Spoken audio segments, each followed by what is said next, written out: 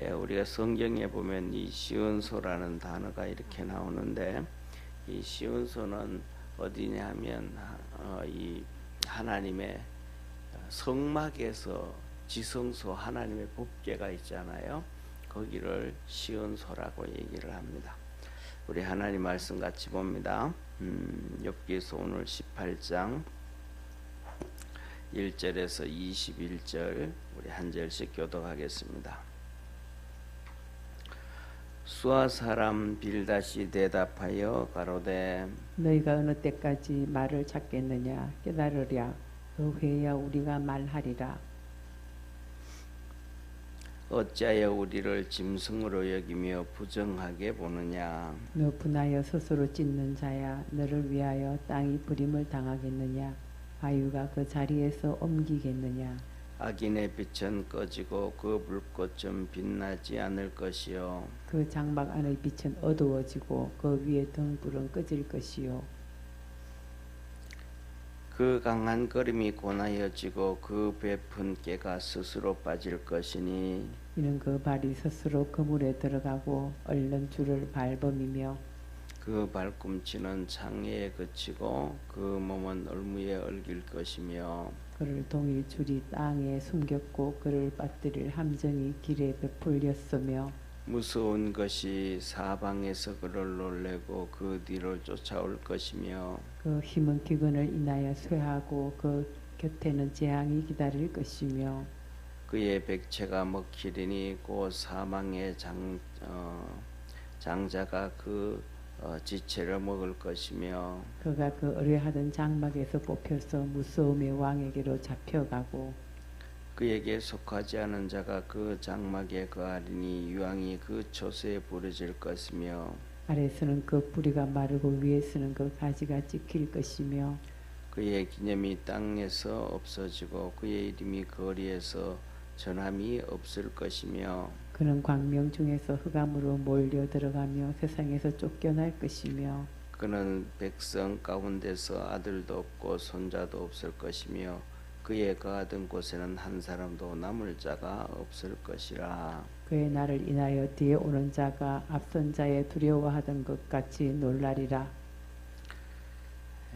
우리 21절 합독하겠습니다. 불의한 자의 집이 이러하고 하나님을 알지 못하는 자의 처소도 그러하니라. 아멘. 아멘.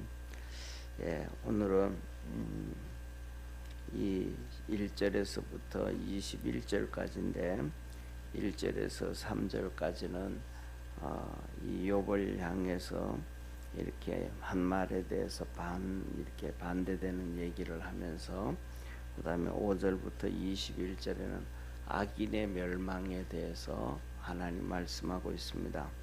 그래서 이렇게 수아 사람 이렇게 얘기를 합니다. 쉽게 말하면 좀 엿보고 말하는 거예요. 좀 입 다물고 좀 가만히 좀 있어라. 이렇게 얘기를 하는 거예요. 자 보세요. 1절에 수아 사람 빌닷이 대답하여 가로되 2절입니다.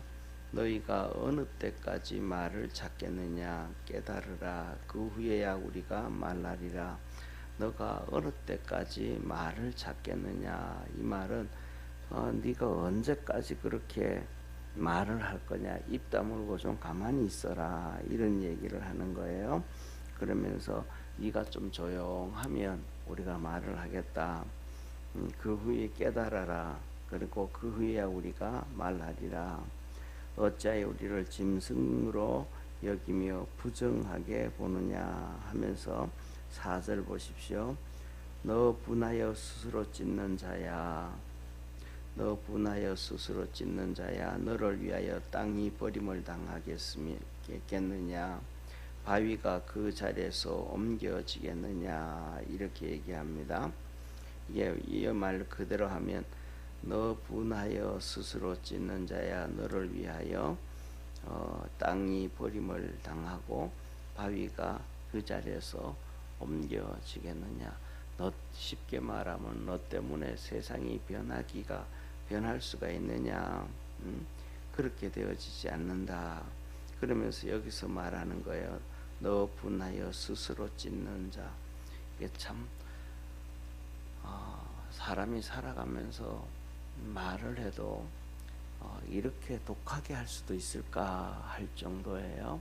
이 말은 너 분하여 스스로 찢는 자야. 이 말은 무슨 말이냐면 욥이 온몸이 너무너무 아파가지고 기왓장 가지고 깨진 기왓장으로 자기 몸을 긁는단 말이에요. 그래서 여기 기왓장을 이렇게 긁을 때 이 통증으로 인해 가지고 몸에 있는 통증을 잊어버리는 그런 이거 잠깐이잖아요. 그걸 얘기하는 거예요. 그러면서 네 몸을 스스로 찢는 자야.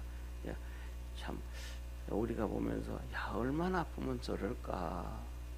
그 상대방을 좀 이해해주고 좀 있어주면 될 텐데 그 모습이 너무 비참해 가지고 그들이 와가지고도 7일 밤낮을 아무 말 못하고 있었는데 아무 말 못하고 있었는데 그 비참한 욥의 모습을 보면서 이렇게 막 좀 독한 말을 한단 말이에요. 이 모습을 보면서 우리에게도 아마 그런 모습들이 있지 아니할까. 이 제약의 속성이 그대로 담겨져 있어가지고 어떤 데는 남이 잘 되는 것 보면 그냥 좀 배 아파하는 경우도 많고 어떤 데는 표시는 안 해도 속으로 그러는 경우도 많고 그 다음에 또 어려움에 빠진 사람들 보면 좀 위로해주고 힘을 좀 줘야 되는데 또 그러지 못하고 이 오늘 본 말씀에 빌다시 한 얘기처럼 속으로라든지 또 대놓고라든지 그런 못된 말을 우리 스스로 이 죄악 가운데 있기 때문에 하는 경우가 많지 아니할까. 그래서 우리가 살아가면서 우리 믿음의 성도들이 오늘 이 빌닷의 첫 번째 얘기를 보면서 기억해 줄 말씀 중에 하나는 우리가 그 모든 죄악의 속성들을 하나도 버리지는 못했단 말이에요. 그게 몸의 DNA처럼 사람의 차이점이 있을 뿐이지 그런 것들이 다 있거든요. 그때 우리 성도들이 생각하는 얘기는 신앙적인 것과 또 세상적인 것으로 볼 때 신앙적으로 먼저 본다 그러면 주님이 그랬잖아요. 너는 그리스도 안에서 새로운 피조물이다. 주님이 나를 위하여 십자가에 못 박고 나를 구원해 주셨다 하셨으니까 두 가지를 항상 우리 속에 못된 이 죄악의 속성들이 이렇게 툭툭 튀어나올 때 우리 믿음의 성도들이 스스로 제어할 수 있는 믿음의 성도가 되기를 바랍니다. 왜냐하면 하나님이 우리 보고 새로운 피조물이라 그랬으니까 우리 속에 있는 죄악의 속성들을 어떻게든 짓눌러야 된다. 그래서 세상에 우리 바깥에 보면 옛날에는 요새는 잘 모르겠습니다만 이 게임기 중에서 두더지 잡는 거 있었잖아요. 길거리 이렇게 올라오면 두들겨 패는 그 두더지 잡는 것처럼 우리 속에 그런 죄악의 속성들이 쑥쑥 올라오면 좀 두들길 수 있는 그리고 이어서 두 번째로는 예수님께서 우리를 십자가에 못 박으심으로 하나님의 자녀로 만들어 주셨단 말이에요. 그러니까 자녀로 만들어 주셨으니까 내가 하나님의 자녀다 그렇게 생각하고 그러한 이 하나님은 거룩하신 분이잖아요. 그러니까 하나님은 거룩하신 분이니까 우리가 하나님의 자녀라는 걸 기억하고 이 죄의 속성은 마귀의 자식으로부터 나오는 거잖아요. 그래서 요한복음 8장에도 네 아비 마귀는 처음부터 거짓말장이라 그렇게 얘기했단 말이에요. 그러니까 우리가 내가 그래도 하나님의 자녀지. 하나님이 거룩하니까 이 죄악의 속성들을 좀 안 튀어나오게 만들어야지. 그래서 표출되어지지 아니하도록 또 우리 속에 불끈 튀어올라올 때 두들길 수 있는 그러한 믿음의 성도가 되기를 축원합니다. 그 다음에 세상적으로도 그래요. 우리가 살아가면서 보면 저 사람은 참 인격적으로 참 잘 둔비된 사람이다 그런 얘기한단 말이에요. 그런데 그 사람들도 똑같이 거의 차등 없이 우리가 모두가 그러한 죄악의 속성을 다 가지고 있는데 그런 것들을 어릴 때부터 이렇게 잘 스스로든지 아니면 외부 상황이든지 간에 이렇게 훈련되어졌기 때문에 그렇게 되어지거든요.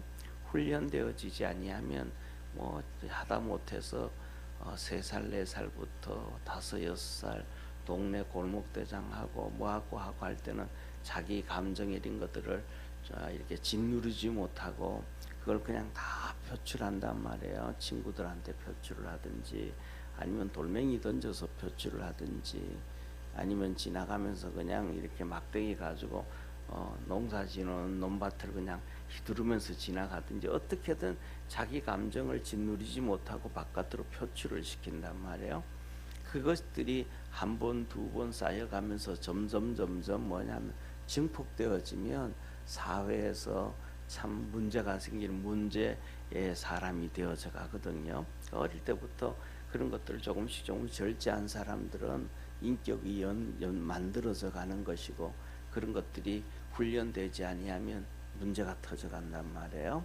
그래서 인격자들은 하여튼 이런저런 모습을 통해 가지고 하루 이틀 훈련되어진 것이 아니고 오랜 시간 동안 훈련되어졌으니까 우리도 이 세상적인 관점에도 그런 것처럼 믿음의 그 관점에서도 하나님 우리를 새로운 피조물로 만들었다. 우리 속에 성령을 보내주셨고 우리에게 예수 그리스도를 통하여 구원의 역사를 이루셨다. 내가 하나님의 자녀가 되었다. 라는 관점 가지고 그 믿음을 갖고 두들길 수 있는 그러한 믿음의 성도가 되어지기를 축원합니다. 그 다음에 이어서 이렇게 말씀하셔요. 너를 위하여 땅이 버림을 당하겠느냐? 바위가 그 자리에서 옮겨지겠느냐? 예, 이 말은 뭐냐면 땅이 버림을 당하고 땅이 버림을 당하면 비옥한 땅이 사막이 되는 거잖아요. 너 때문에 땅이 그렇게 사막이 되겠냐? 너 때문에 바위가 제자리에서 큰 바위 그냥 우리가 보통 생각하는 것은 바위는 뭐 요만한 걸 바위라 그러지 않잖아요, 그죠? 우리가 설악산에 가면 올라가면서도 울산 바위 할 때 좀 큰 바위들을 얘기하잖아요. 그런 바위들이 너를 위해서 옮겨지겠느냐? 여기 이 말을 하는데 이 말을 보면서 저는 오늘 아침 새벽 예배를 준비하면서 어제 저녁에 앉아서 이 말씀을 묵상하면서 참 여기 나오는 이 빌닷이라는 친구 사람하고 그 친구들이 정말로 그 당시에는 몇 가지를 다 가진 사람들 중에 하나였단 말이에요. 첫째로는 부를 가졌고 지식을 가졌고 권력을 가졌고 또 누구보다가도 그들은 하나님을 잘 섬긴다고 하는 믿음을 가진 사람들 중에 하나였는데 진짜 믿음은 못 가진 게 아닌가, 좀 뭐랄까 얕은 믿음을 가진 게 아닌가 그런 생각을 해요. 신약에서 예수님께서 십자가에 못 박히기 나흘 전에 예루살렘으로 올라가면서 예수님께서 무화과를 따시려고 했어요. 배가 고파서 아침을 못 드시고 아무것도 못 먹고 이제 예루살렘으로 올라가는 것 같아요. 4km 정도 되니까. 그래서 무화과를 찾는데 무화과가 없어요. 그래가지고 주님께서 그 무화과 나무를 저주하신 거예요. 그거 가지고 사람들 또 해석은 또 분분해요. 뭐냐면 왜 그 예수님께서 그 무화과를 저주하냐고. 무화과는 우리나라로 얘기하면 최소한 8월 9월 달쯤 돼야 무화과가 나오는데 이스라엘도 같거든요. 나오는 시기는. 그런데 예수님 무화과를 찾을 때는 3월 말 4월 초에 부활절이니 그 십자가에 못 박히고 부활절이 그때 있으니까. 그런데 그때 가서 어떻게 무화과가 있겠냐고.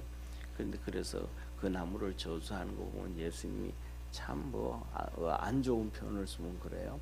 근데 실질적으로는 뭐냐면 그걸 찾는 게 아니고 말라 비틀어진 무화과.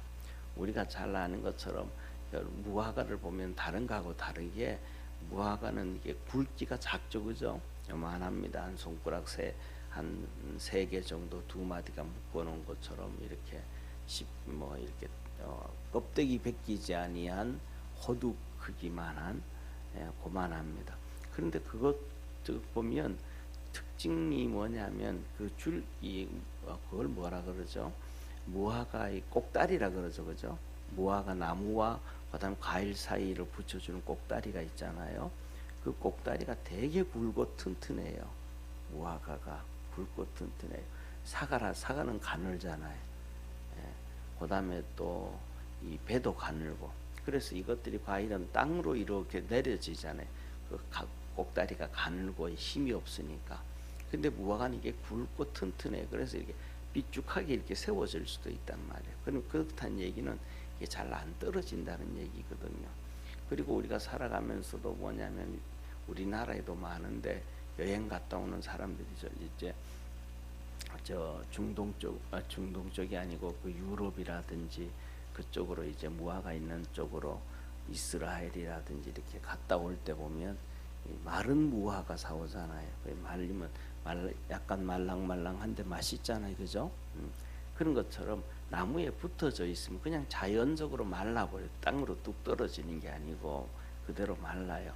그래서 그 마른 무화과 같은 경우에는 이렇게 야생으로 있으면 배고픈 사람들이 지나가다가 이렇게 흩어가지고 한두 개씩 이렇게 모으면 당분도 있고 해가지고 또 조금 힘을 얻어요. 그래서 예수님께서 시장하셔서 그 마른 무화과를 찾았다라고 보시면 돼요. 그런데 그 마른 무화과를 찾았는데 그 마른 무화과도 없는 거예요. 그래서 예수님은 그 나무를 저주를 하셨는데 하나님의 섭리에서는 여러 가지 의미가 있습니다. 예수가 두 가지가 있는데, 진짜 예수님이 그 무화과를 배가 고파서 무화과를 찾은 것도 맞겠지만은 그것보다 더 큰 의미가 이스라엘을 상징하는 게 무화과 나무거든요. 그래서 예수님이 하시는 얘기가 예수님을 십자가에 못 박고 죽고 이렇게 할 때 이제 예루살렘을 보고 예수님께서 탄식을 하잖아요. 예루살렘아 예루살렘아, 내가 너희를 암탉이 병아리를 품듯이 품으려고 했던 것이 얼마더냐. 근데 너희가 다 버렸다 하면서 예루살렘의 멸망과 그다음에 세상의 멸망을 얘기해요. 그때 예수님 제자들이 예수님 그때가 언제가 되겠습니까? 라고 할 때 무화과 잎퍼리를 봐라 무성하게 되어지고 이렇게 된다고 하면서 한 세대가 지나가기 전에 이 일이 이루리라 그렇게 말씀하셔요. 그러니까 그것을 전체적으로 성경 전체적으로 이렇게 볼 때에 예수님께서 무화과를 저주하는 것은 그 모습은 이스라엘을 향한 암시를 보여주시는 것이고, 그것을 통해 가지고 또 하나 제자들에게 믿음을 가르쳐 주시려고 하는 거예요. 그래서 그 다음 날 다시 또 이 베다니에서 예루살렘으로 올라갈 때 그 무화과가 마른 것을 보고 베드로가 묻죠. 예수님이 무화과가 어제 저주인데 말라버렸습니다. 어떻게 이렇게 될 수 있습니까? 라고 얘기하니까 예수님께서 너희가 겨자씨만한 믿음만 있어도 이 산을 명하여 바다에 던지우라면 그대로 될 것이요. 우리가 살아가는 삶에 있어서 진짜 믿음이 중요하다라고 얘기하신 거예요. 그것을 보면 주님께서 너희가 믿음이 있으면 이 산을 명하여 바다에 던지우라 해도 그대로 될 것이요. 그랬단 말이에요. 그리고 더 나아가서는 그로부터 시작해서 1500년 전 모세와 이스라엘 백성들이 출애굽을 할 때에 광야에 나와서 물이 없을 때 주님께서 그런 말씀하셨잖아요. 이 모세에게 너는 산꼭대기에 올라가 가지고 반석을 향하여 물을 내라고 이 지팡이로 치라 그랬잖아요. 우리는 반석하면 바닥이 이렇게 딱 큰 널따한 것이 그걸 반석으로 생각하잖아요. 근데 성경의 그 반석은 산꼭대기 위에 울산 바위처럼 산꼭대기 위에 거의 한 20m 정도 되니까 7층 높이의 아파트 건물 7층 높이 정도 되어지는 그런 돌멩이란 말이에요. 우뚝 이렇게 세워진 돌멩이. 그것을 지팡이로 때렸는데 쭉 갈라지고 거기에서 물이 펑펑펑펑 쏟아졌어. 갈라져서 그냥 부서져 버린 게 아니고 그냥 이렇게 있던 게 툭 갈라지고 갈라진 사이로 물이 흘러내려왔단 말이에요.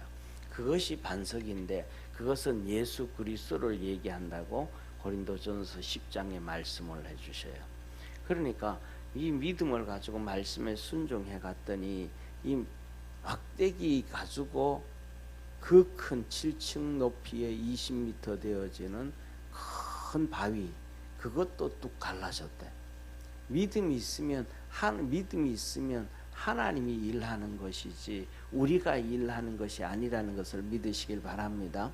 그래서 욥을 위해서도 믿음이 있으면 하나님께서 땅도 사막을 옥토로 만들 수 있고 또 옥토가 사막화되어질 수 있고 바위도 옮겨질 수 있고 우리의 삶 속에 하나님의 그 놀라운 역사가 있다는 사실을 믿으시길 바랍니다. 하나님은 이스라엘 백성들을 위해서 홍해를 가르시기도 하셨고 하나님은 이스라엘 백성들을 위해서 하늘나라에서 하늘나라 양식인 만나를 하늘나라에서 이 지구까지 40년을 동안 보내주시기도 하셨고 하나님은 이스라엘 백성들이 고기를 달라고 몸부림을 칠 때에 만나로 코에서 고기 냄새가 나도록 먹여주신 능력의 하나님이심을 기억하기를 바랍니다. 그런 믿음 있는 자에게 하나님의 백성에게 능력으로 행하시는 분이 하나님이신데 오늘 이 빌다시 말하는 거예요. 뭐냐면 야 욥 너로 인해 가지고 땅이 바뀌겠냐, 바위가 움직여지겠냐 이렇게 조롱하는 거예요. 이것은 오늘날도 한국교회 우리들도 정말로 거침없이 얘기를 많이 해요. 우리가 교회에서 일을 해나가다가 보면 모든 교회들이 재직회도 하고 뭐 여전도회도 하고 남전도회도 하고 하는데 어떤 사람이 이런 일을 우리 이런 것도 한번 해봅시다, 저런 것도 한번 해봅시다, 교회에서 한번 이렇게 합시다 라고 얘기할 때 어떤 사람들은 얘기를 해요. 뭐냐면 그게 되겠습니까? 예를 들면 우리 남전도회든 여전도회든 우리 교회든 요만한데 그것이 되겠습니까? 이것이 되겠습니까? 저것이 되겠습니까? 그 말 한마디 하면 믿음 없는 사람들이 또 우르르 그 마음속으로 다 쫓아가요. 그거는 이 지금 빌다시 한 얘기하고 똑같은 거예요. 그럴 때는 우리가 하나님 앞에서 열심히 한번 기도해 봅시다. 이게 맞는 말이지. 믿음으로 한번 움직여 봅시다. 이게 맞는 말이지. 이게 뭐냐면 또 가정 속에서도 똑같아요. 무슨 일이 있고 뭐 이 부부 사이에 살아가고 가정에 큰 일이 있고 작은 일이 있는데 여보 이거 이렇게 뭐 한번 해보면 어떨까? 이거 한번 해보면 어떨까? 그러면 우리는 기도도 해보기 전에 먼저 그 얘기해. 지금 경기가 얼마나 안 좋은데 그게 되겠어? 말도 하지 말라고. 그러면 경기가 좋으면 그게 다 될까요? 그 세상 다른 말로 하면 경기가 좋으면 가난한 사람들도 다 잘 살까요? 아니에요. 경기가 안 좋으면 다 못 살까요? 아니에요. 경기가 나빠도 잘 사는 사람은 잘 살고 못 사는 사람은 못 살고 경기가 좋아도 잘 되는 사람은 잘 되고 망하는 사람은 그 안에서 또 망해요. 근데 우리는 전부 세상 감정 가지고 그런단 말이에요. 그게 아니고 우리가 믿음을 가지고 있다면 그런 사건들이 터졌을 때 부정적인 믿음 없는 얘기 하기 전에 한번 기도해 봅시다. 기도도 한번 열심히 한번 해봅시다. 그리고 그다음 그 일을 하기 전에 먼저 우리가 열심히 한번 기도해보고 하나님의 도움을 한번 열심히 구해보고 하나님의 뜻이 어디에 있는지 한번 찾아보고 우리가 하나님의 이끌림을 받아 갑시다. 믿음의 얘기를 할 줄 아는 축복의 성도가 되기를 축원합니다. 그렇지 아니하면 오늘 여기에 나와 있는 이 5절부터 시작해서 21절에 믿음 없는 악인들이 망하는 것을 빌다시 쭉 얘기하고 있는데 그대로 되어질 수밖에 없다. 한번 보시기를 바랍니다. 조금만 악인들의 모습을 한번 살펴보겠습니다. 5절 한번 보세요. 악인의 빛은 꺼지고 그 불꽃은 빛나지 않을 것이고 악인들의 빛이 다 없어진다 이 말이에요. 또 그 장막 안에 빛은 어두워지고, 그 장막이 뭐예요? 집이잖아요, 그죠? 집 안에 불이 다 꺼지니까 소망도 없고 힘들고 어려움이 찾아오고, 그 위에 등불은 꺼질 것이요 그 강한 걸음이 고나여지고, 그 전에는 건강해가지고 걸음들이 뭐 씩씩했는데 그 걸음들이 점점 힘을 잃어지고, 그 베푼 깨에 스스로 빠질 것이니 계획을 세우고 일을 해나가도 그 계획들과 일들이 망하게 된다, 안 된다 이 말이에요. 그리고 8절에 이는 그 발이 스스로 그물에 들어가고 얽힌 줄을 밟을 것이며, 그 발이 얽힌 줄에 그 밟고 해가지고 넘어질 수밖에 없죠. 9절에 그 발 뒤꿈치는 창에 차이고 그 몸은 올무에 얽힐 것이며, 그를 동일 줄에 땅이 숨겼고 그를 빠뜨릴 함정이 길에 베풀었으며, 이렇게 전부 걸어가는 길이 막히고 얽히고 걸리고 넘어지고 쓰러지고 다치고 힘들고 어려운 방, 이런 얘기가 쭉 해가지고 뭐냐 하면 이렇게 21절까지 나가요. 그래서 이렇게 얘기합니다. 20절 한번 보세요. 그의 나라를 인하여 뒤에 오는 자가 앞선 자의 두려웠던 것까지 놀라리라. 불의한 자의 집이 이러하고 하나님을 알지 못하는 자의 처소도 이러하니라. 그래서 이것을 보면서 우리 믿음의 성도들이 한 가지 꼭 믿음으로 살아갈 수 있기를 축원합니다. 무슨 일이 있을 때 무조건 안 된다 그러지 말고, 어렵다 그러지 말고, 불평하지 말고, 우리 하나님 앞에 열심히 한번 기도해보자. 하나님의 뜻을 한번 찾아보자. 하나님이 뭘 원하시는지 한번 보자. 하나님이 어떻게 축복하실지 한번 보자. 그래서 믿음으로, 기도로, 신앙으로 승리할 줄 아는 우리 축복의 성도 되기를 바랍니다. 기도하겠습니다. 전능하신 하나님 아버지, 오늘도 우리 사랑하는 모든 믿음의 성도들에게 하나님께서 은혜 베푸시고 성령으로 충만하게 하시고 하나님의 거룩한 역사가 있도록 도와 주옵소서. 무슨 일을 당하든 무슨 여건이 있든지 무슨 일이 있든지 제일 먼저 하나님의 뜻을 찾는 자 되게 하시고 하나님 앞에 기도하게 하시고 하나님의 도움을 구하며 살아가는 복된 성도들 되게 하옵소서. 이 새벽에도 하나님 앞에 나와서 간구하고 기도하오니 하나님 응답하여 주시고 축복해 주셔서 믿음으로 늘 승리하도록, 믿음으로 살아가도록 도와 주시옵소서. 구원하신 예수님의 이름으로 기도드립니다. 아멘. 하늘에 계신 우리 아버지여, 이름이 거룩히 여김을 받으시오며 나라에 임하옵시며 뜻이 하늘에서 이룬 것 같이 땅에서도 이루어지리다. 오늘날 우리에게 일용할 양식을 주옵시고 우리가 우리에게 죄인 자를 사하여 준 것 같이 우리 죄를 사하여 주옵시고 우리를 시험에 들게 하지 마옵시고 다만 악에서 구하옵소서. 되게 나라와 권세와 영광이 아버지께 영원히 있사옵나이다. 아멘.